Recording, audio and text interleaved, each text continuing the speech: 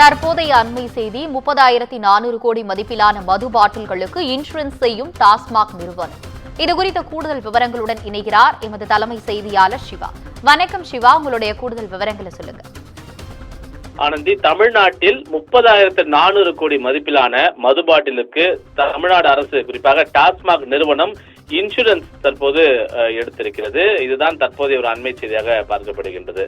தமிழகத்தை பொறுத்தவரை 5,400 டாஸ்மாக் கடைகள் இயங்கி வரக்கூடிய நிலையில அந்த கடைகளுக்கு மதுபான பாட்டில்கள் சப்ளை செய்யக்கூடிய இந்த குடோன்கள் என்பது ஒட்டுமொத்தமாக 43 குடோன்கள் மூலமாக தான் இந்த மது பாட்டில்கள் அந்த டாஸ்மாக் கடைகளுக்கு சப்ளை செய்யப்பட்டு வருகிறது.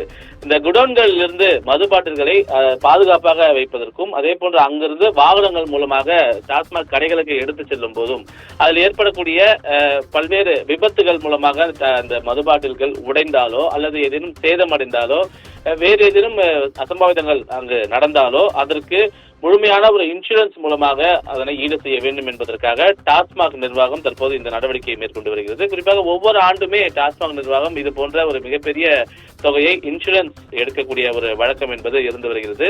அந்த அடிப்படையிலேயே இந்த ஆண்டு சுமார் 30,400 கோடி மதிப்பிலான மது பாட்டிலுக்கான இன்சூரன்ஸ் என்பது டாஸ்மாக் நிறுவனம் மூலமாக தற்போது எடுக்கப்பட்டிருக்கின்றது. டாஸ்மாக் குடோன்களில் உள்ள மது பாட்டில்கள் சேதமடைந்தால் அவற்றுக்கு 742 கோடி ரூபாய் மதிப்பில் இன்சூரன்ஸ் எடுக்கவும் தற்போது டெண்டர் கோரப்பட்டிருக்கிறது.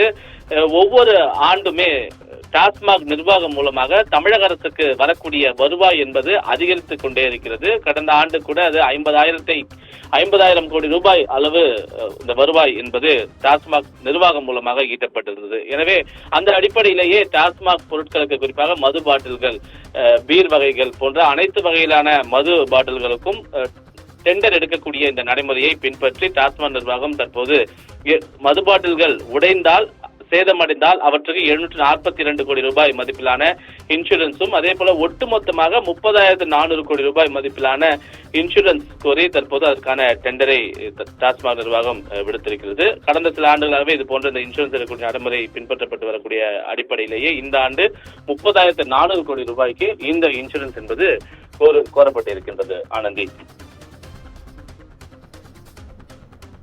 உங்களுடைய விவரங்களுக்கு நன்றி சிவா.